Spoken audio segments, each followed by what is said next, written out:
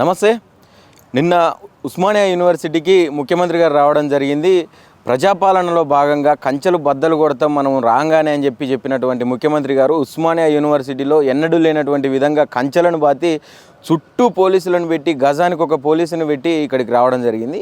ఇక్కడికి వచ్చిన తర్వాత ఆయన ఉస్మానియా యూనివర్సిటీని ఉద్దేశించి కానీ విద్యారంగ సమస్యలను ఉద్దేశించి కానీ నిరుద్యోగులను ముఖ్యంగా ఉద్దేశించి కానీ ఎలాంటి వ్యాఖ్యలు చేశారు, అసలు ఏం ప్రసంగించారు, ప్రసంగంలో ఏముందనే ఆ విషయాలు అడిగి తెలుసుకునే ప్రయత్నం చేద్దాం. ఇక్కడ ఉన్నటువంటి ఉస్మానియా విద్యార్థి నాయకులతో మాట్లాడే ప్రయత్నం చేద్దాం. శ్రీకాంత్ ఉన్నారు. నమస్తేనా?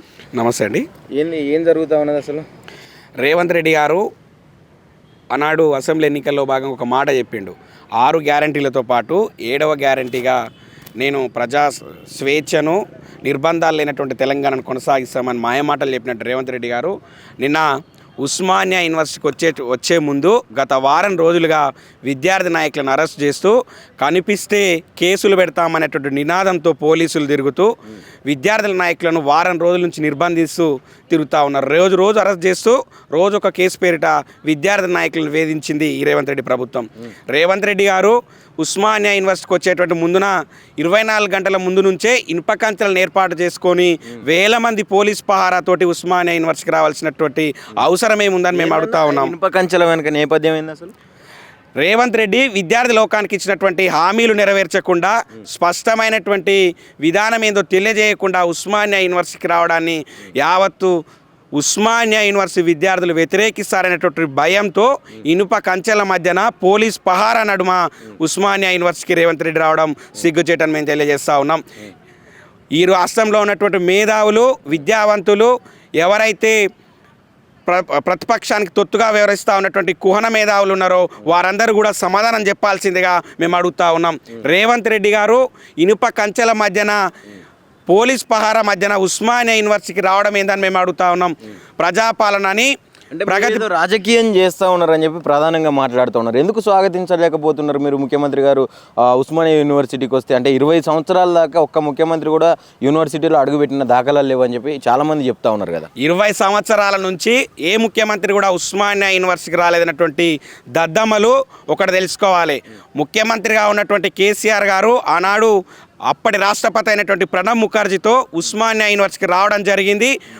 ఎవరైనా ఉస్మానియా యూనివర్సిటీకి రేవంత్ రెడ్డి తొలి ముఖ్యమంత్రిగా వచ్చిందని చెప్తే దెబ్బలు తప్పవనే విషయాన్ని కూడా గుర్తుపెట్టుకోవాలి. కేసీఆర్ గారు ఆనాడు రాష్ట్రపతి ప్రణబ్ ముఖర్జీ గారితో కలిసి ఉస్మానియా యూనివర్సిటీకి రావడం జరిగింది. ఆ రోజు రావడంతో పాటుగా ఉస్మానియా యూనివర్సిటీ అభివృద్ధికి 200 కోట్ల రూపాయలు ఇవ్వడంతో పాటుగా పెండింగ్లో ఉన్నటువంటి 7 కోట్ల మెస్ బకాయిలను కూడా మాఫీ చేసినటువంటి ఘనత కేసీఆర్ గారిది. ఈ రేవంత్ రెడ్డి గారు ₹1 ఇవ్వకుండా నిరుద్యోగుల ఇచ్చినటువంటి హామీలు నెరవేర్చకుండా రాష్ట్రంలో పెండింగ్లో ఉన్నటువంటి 8,143 కోట్ల రూపాయల స్కాలర్షిప్లను మెస్ బకాయిలను ఫీజు రీంబర్స్మెంట్లను విడుదల చేయకుండా దొంగ చాటున దొడ్డి దారిన ఇనుప కంచెల నడుమ పోలీస్ పహారా నడుమ ఉస్మానియా యూనివర్సిటీకి వచ్చినటువంటి దొంగ ఈ రేవంత్ రెడ్డి. అంటే ఒక ముఖ్యమంత్రి ఆ రకంగా రావాల్సినటువంటి అవసరమైనది ఆయన. రేవంత్ రెడ్డి ఇచ్చినటువంటి హామీలు కానీ ప్రకటించినటువంటి గ్యారంటీలు కానీ విద్యార్థి లోకానికి ఇచ్చినటువంటి హామీలు కానీ పెండింగ్లో ఉన్నటువంటి స్కాలర్షిప్లను కానీ అమలు చేయకుండా ఈరోజు ఎక్కడైనా ఉస్మానియా యూనివర్సిటీకి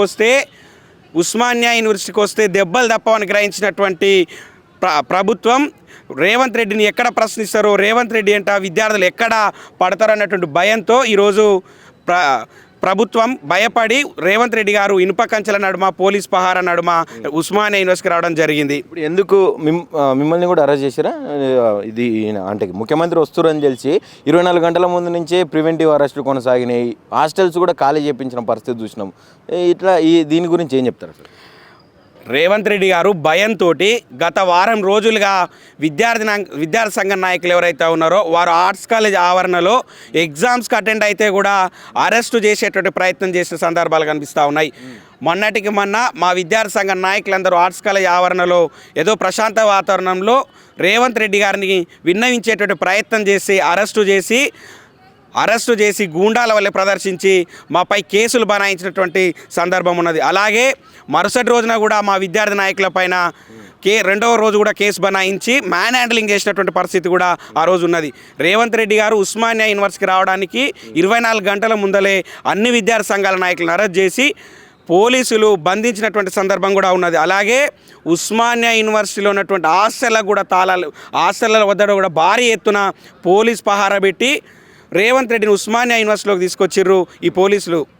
ఇంకోటి కూడా ఇప్పుడు 80 కోట్లు పెట్టి నేను ఇక్కడ శంకుస్థాపనలు కావచ్చు, ఇనాగ్రేషన్స్ కావచ్చు, ఇవన్నీ చేస్తూ ఉన్నాను, అభివృద్ధి దిశగా అడుగులేస్తుంది ఉస్మానియా యూనివర్సిటీ అని చెప్పి చెప్తా ఉన్నాడు. రేవంత్ రెడ్డి గారికి సిగ్గుండాలి.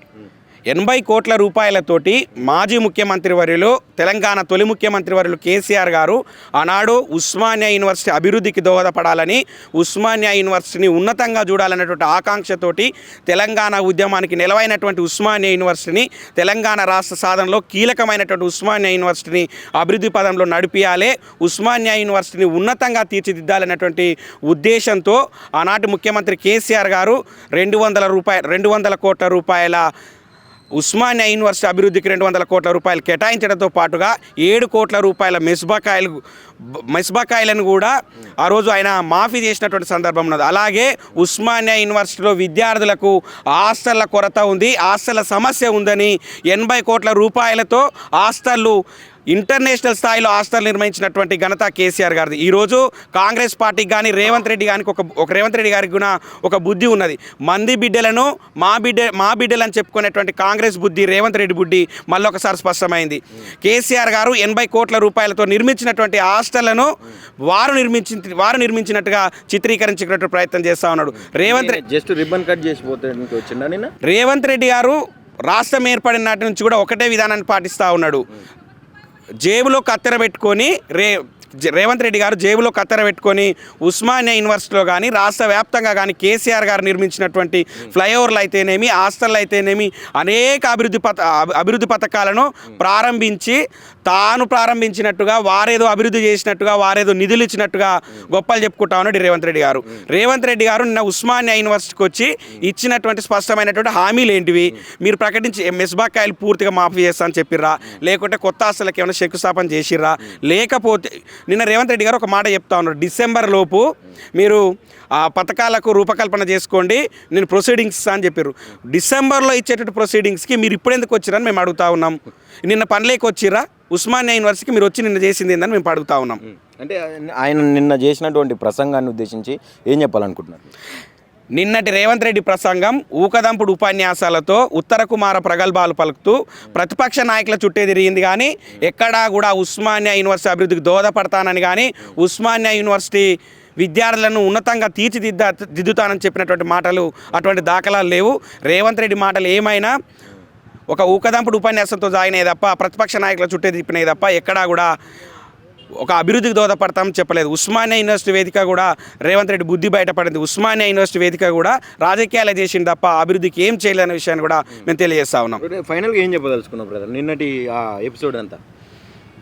నిన్నటి ఎపిసోడ్లో రేవంత్ రెడ్డి గారు ఉస్మానియా యూనివర్సిటీకి చేసింది ఏం లేదు, ఉస్మానియా యూనివర్సిటీకి రేవంత్ రెడ్డి రాకతోటి ఒరిగింది ఏం లేదు. ఉస్మానియా యూనివర్సిటీ బాగుపడ్డదంటే, ఉస్మానియా యూనివర్సిటీ అభివృద్ధి చెందిందంటే కేవలం కేసీఆర్ గారి నాయకత్వంలోని బీఆర్ఎస్ ప్రభుత్వంలోనే తప్ప రేవంత్ రెడ్డి గారు వచ్చిన తర్వాత ఉస్మానియా యూనివర్సిటీకి ₹1 ఇచ్చింది లేదు, చేసింది ఏం లేదు, ఆయన ద్వారా ఒరిగింది కూడా ఏం లేదనే విషయాన్ని కూడా ఉస్మానియా యూనివర్సిటీ విద్యార్థిగా స్పష్టం చేస్తూ ఉన్నాం.